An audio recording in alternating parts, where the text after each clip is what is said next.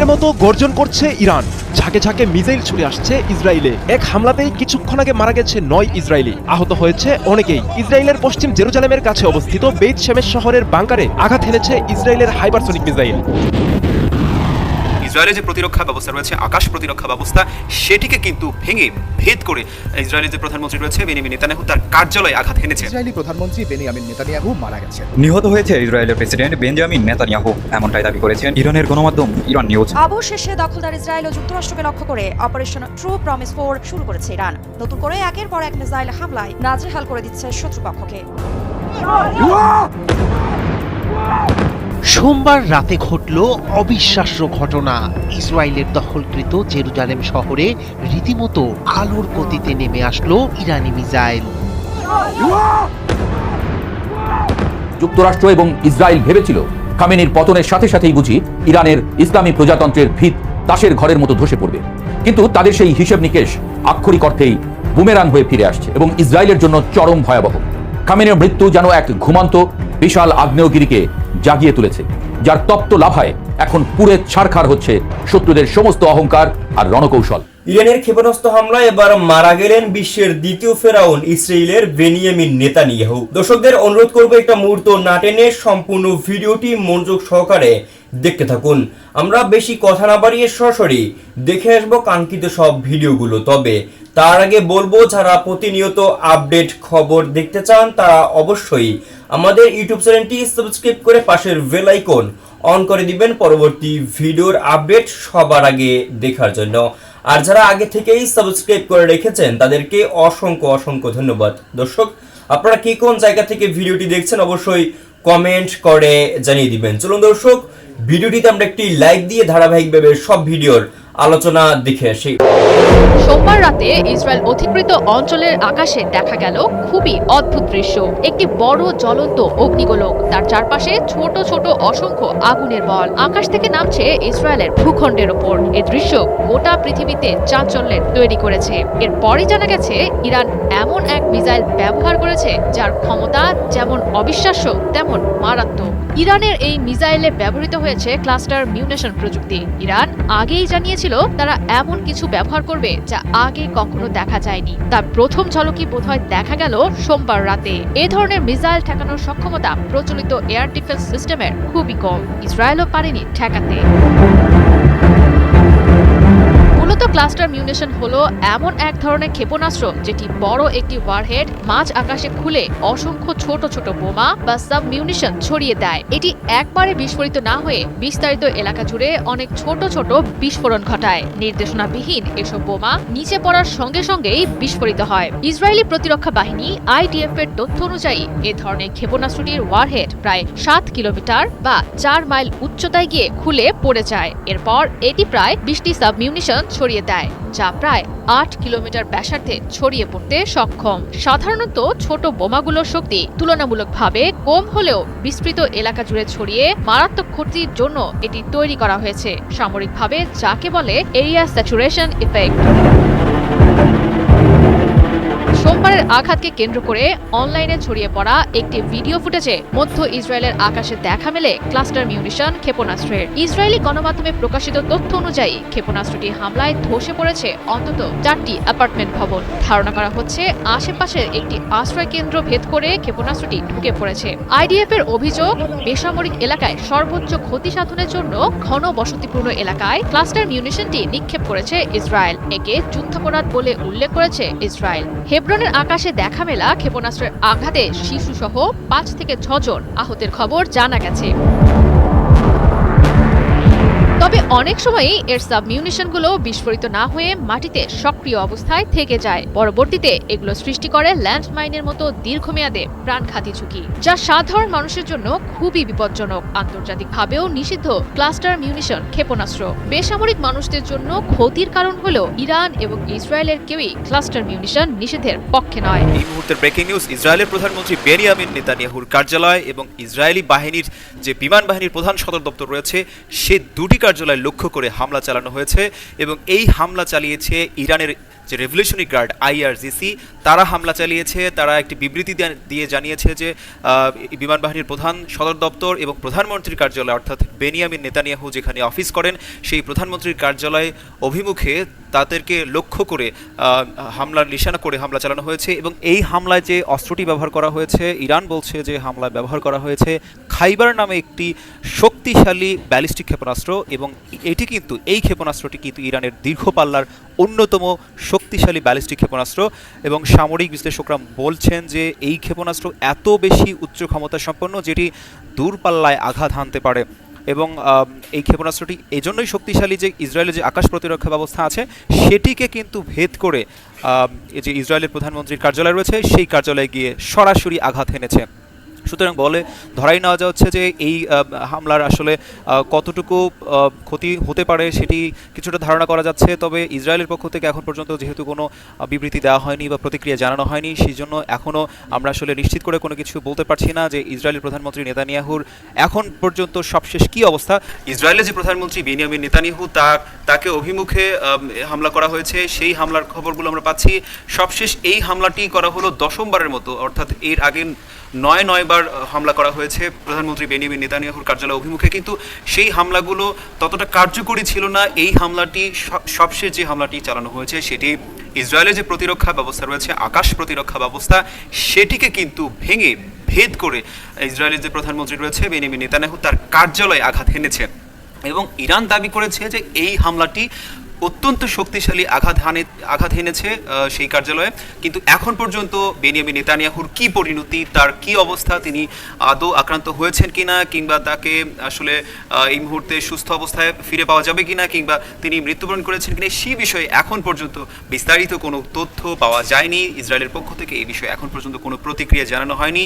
তবে এই ঘটনায় পুরো বিশ্ব এখন তাকিয়ে আছে ইসরায়েল কি বলছে, ইসরায়েলের প্রতিরক্ষা ব্যবস্থা ভেদ করে যে এই হামলাটি প্রধানমন্ত্রীর কার্যালয়ে গিয়ে হানলো, সেখানকার কি অবস্থা, সবশেষ সেই অবস্থা জানানোর জন্য সবাই একটু অধীর আগ্রহে আছে।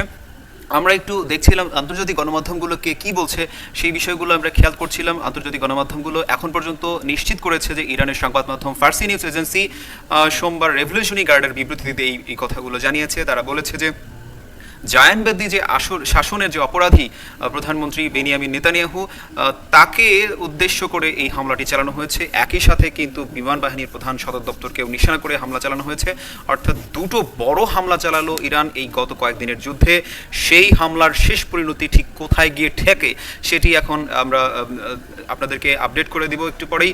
আপনাদেরকে জানিয়ে রাখি যে ইরানে যে হামলা চালানো হয়েছে যুক্তরাষ্ট্র এবং ইসরায়েলের পক্ষে যৌথ হামলা, যে যৌথ অভিযান, সেই হামলায় কিন্তু ইরানের এখন পর্যন্ত 555 জন নিহত হয়েছেন বলে ইরানের যে রেড ক্রিসেন্ট সোসাইটি রয়েছে সেটি কিন্তু সেই সংস্থা কিন্তু জানিয়েছে। মধ্যপ্রাচ্যের বুকে এক অভূতপূর্ব প্রলয়ঙ্করী ঝড়ের জন্ম হয়েছে, যার কেন্দ্রস্থল দম্ভ ভরে দাঁড়িয়ে আছে এক নতুন, ক্ষুব্ধ এবং অপ্রতিরোধ্য ইরান। সর্বোচ্চ নেতা আয়াতুল্লাহ আলী খামেনির মৃত্যুর পর যে ইরানকে পশ্চিমা বিশ্ব কল্পনা করেছিল এক দুর্বল, নেতৃত্বহীন এবং দিকভ্রান্ত রাষ্ট্র হিসেবে, সেই ইরান এখন আবির্ভূত হয়েছে এক চরম বিধ্বংসী রূপে। পশ্চিমা বিশ্ব, বিশেষ করে যুক্তরাষ্ট্র এবং ইসরায়েল ভেবেছিল খামেনির পতনের সাথে সাথেই বুঝি ইরানের ইসলামী প্রজাতন্ত্রের ভিত তাসের ঘরের মতো ধসে পড়বে। কিন্তু তাদের সেই হিসেব নিকেশ আক্ষরিক অর্থেই বুমেরাং হয়ে ফিরে আসছে। বাস্তব চিত্র সম্পূর্ণ ভিন্ন এবং ইসরায়েলের জন্য চরম ভয়াবহ।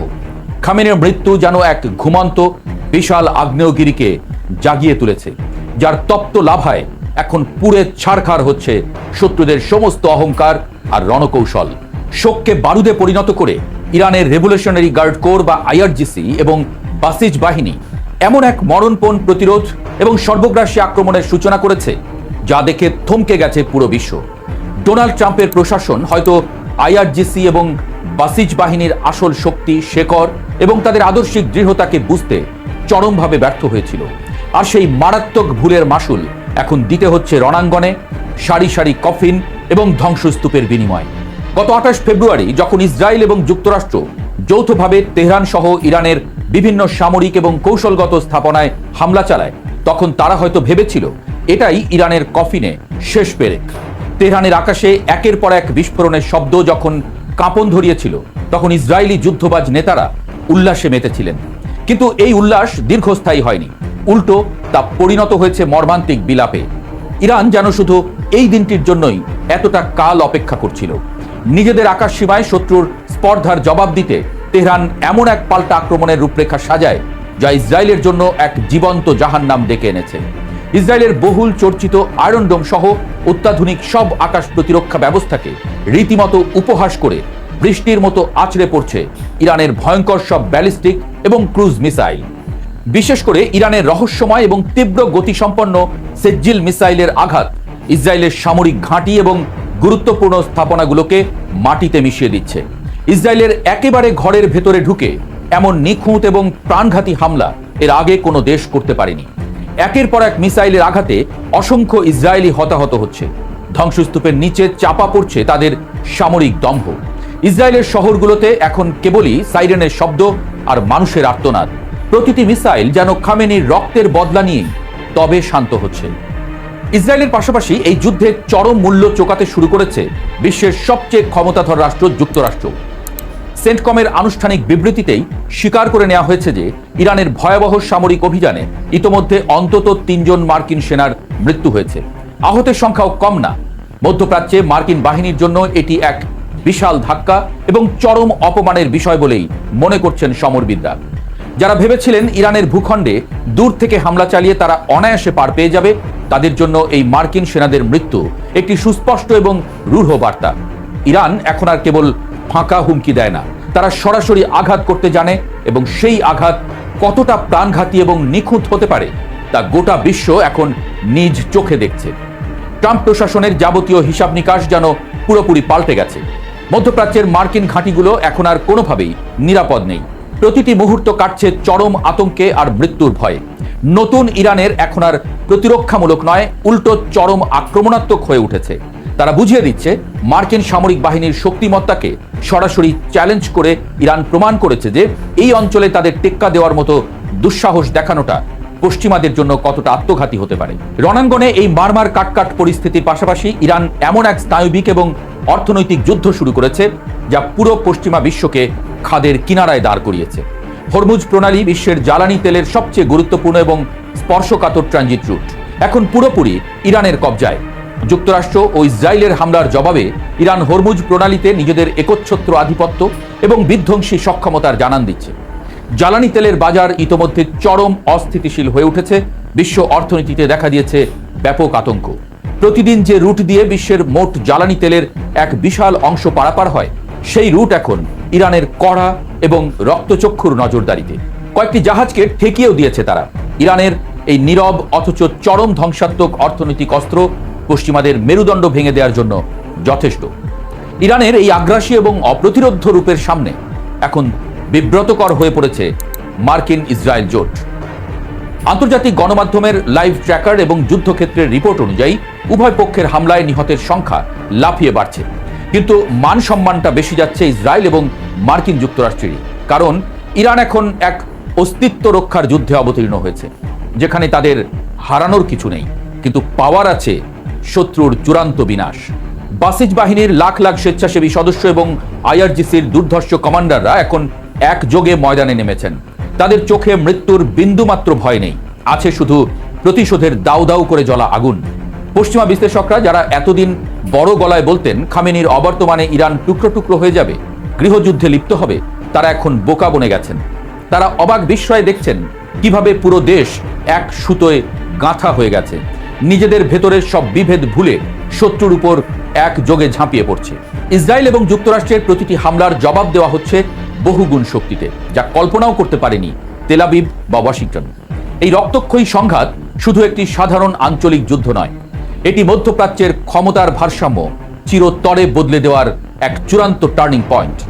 ইসরায়েল এতদিন যে সামরিক শ্রেষ্ঠত্ব এবং প্রযুক্তির অহংকার করত, ইরানের টানা বিরামহীন মিসাইল হামলায় সেই অহংকার আজ ধুলোয় লুটিয়ে পড়েছে। মার্কিন যুক্তরাষ্ট্রের মতো পরাশক্তিও আজ নিজেদের সেনাদের কফিন গুনতে বাধ্য হচ্ছে।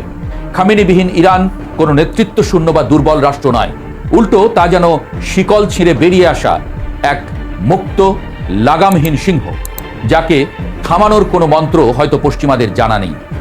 বিশ্ব রাজনীতি, কূটনীতি এবং সমরনীতির সমস্ত প্রচলিত ছক উল্টে দিয়ে ইরান এক নতুন ইতিহাস রচনা করেছে।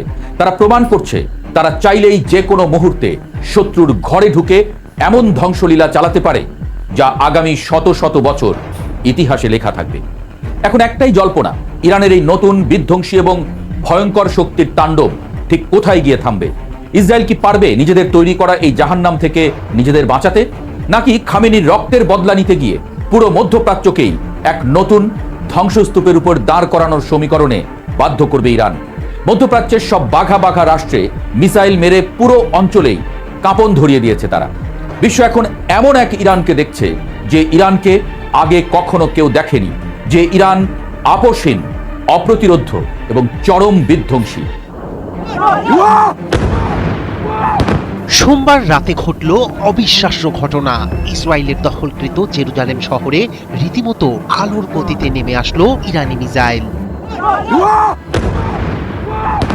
যেখানে দেখা যাচ্ছে আছড়ে পড়ছে একের পর এক ইরানের ভয়ঙ্কর সব ব্যালিস্টিক মিসাইল। মিসাইলের আঘাতে চূর্ণ বিচূর্ণ হয়েছে জেরুজালেমের রাস্তা, সৃষ্টি হয়েছে বিশাল গর্ত, ধোঁয়া আর ধ্বংসস্তূপে ঢেকে গেছে পূর্ব জেরুজালেমের আকাশ।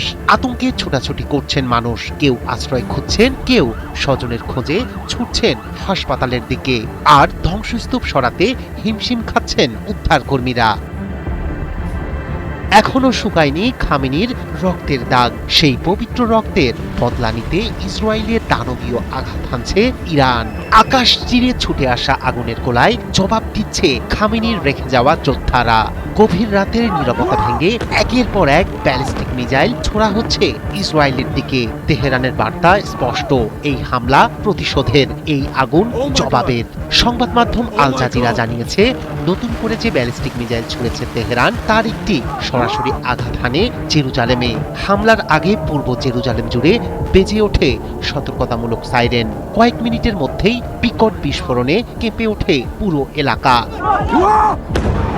1967 সালের 6 দিনের আরব যুদ্ধের পর জেরুজালেম দখল করে নেয় ইসরায়েল। ফিলিস্তিনিদের কাছে শহরটি ঐতিহাসিক ও ধর্মীয়ভাবে গুরুত্বপূর্ণ। এখানে অবস্থিত ইসলামের প্রথম কিবলা পবিত্র আল আকসা মসজিদ। তবে হামলা শুধু জেরুজালেমেই সীমাবদ্ধ নয়, পুরো ইসরায়েলকে লক্ষ্য করে 1 ঘন্টার মধ্যে অন্তত 3 দফা মিসাইল ছোড়ে ইরান।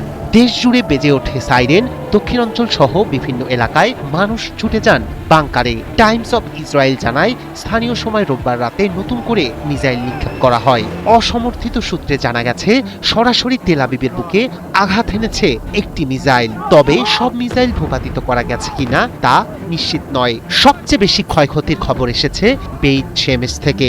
সেখানে একটি আবাসিক এলাকায় সরাসরি আঘাত হানে ইরানি ক্ষেপণাস্ত্র। এতে অন্তত 8 জন নিহত এবং 20 জন আহত হয়েছেন বলে জানিয়েছে স্থানীয় সংবাদ মাধ্যম। কয়েকটি ভবন সম্পূর্ণ ধ্বংস হয়ে গেছে, বিশাল গর্ত তৈরি হয়েছে সড়কে। ধ্বংসস্তূপে আটকে পড়াদের উদ্ধারে কাজ করছে জরুরি সেবা বিভাগ। আহতদের দ্রুত নেওয়া হচ্ছে হাসপাতালে। এলাকা জুড়ে চলছে তল্লাশি অভিযান। মধ্যপ্রাচ্যে উত্তেজনা নতুন মাত্রা পেয়েছে। খামেনি হত্যার জবাবে ইরানের এই সরাসরি মিসাইল হামলা পরিস্থিতিকে আরো জটিল করে তুলেছে। ইরানের বক্তব্য স্পষ্ট, এই সংঘাতকে সীমিত অভিযান হিসেবে দেখছে না তারা, বরং পূর্ণাঙ্গ যুদ্ধের সম্ভাবনা মাথায় রেখেই প্রস্তুতি নিচ্ছে তেহরান। হিজবুল্লাহ হুতিদের মতো মিত্র গোষ্ঠীগুলো তেহরানের সঙ্গে একত্রতা প্রকাশ করেছে। ফলে পরিস্থিতি আরো বিস্তৃত হওয়ার আশঙ্কা উড়িয়ে দিচ্ছেন না বিশ্লেষকরা। দর্শক, এতক্ষণ সাথে থাকার জন্য অসংখ্য ধন্যবাদ। ইতিমধ্যে আপনারা ভিডিওর আলোচনা দেখে বুঝতে পেরেছেন আজকের ভিডিওটি কতটা গুরুত্বপূর্ণ। এ বিষয়ে আপনার মূল্যবান মন্তব্য অবশ্যই কমেন্ট করে জানিয়ে দিবেন। দর্শক, আজকের জন্য এতটুকুই ভিডিও ছিল। আর পরবর্তী আপডেট খবর পেতে আমাদের ইউটিউব চ্যানেলটি সাবস্ক্রাইব করে পাশের বেল আইকন অন করে দিবেন। আল্লাহ হাফেজ।